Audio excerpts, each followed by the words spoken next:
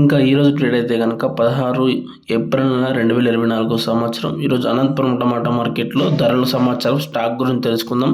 అలాగే మన ఛానల్ నిజంగా ఎవరు కొత్తగా చూస్తున్నట్లయితే కనుక లైక్ చేసి సబ్స్క్రైబ్ చేసుకోండి. ఇంకా ముందుగా అనంతపురం టమాటా మార్కెట్లో స్టాక్ గురించి తెలుసుకుంటే కనుక ఒక 1300 నుంచి 1500, 1600, 1700 దాకా స్టాక్ అనేది వచ్చింది. అంత వ్యాపారస్తులు అయితే అంత బండ్లలో మట్టుకేసుకొని ఇది తెలిసిన ఇన్ఫర్మేషన్ అందరికీ. రేట్ వచ్చేసి 170, 180 రూపాయల దాకా టాప్ రేట్ పడతానైనా.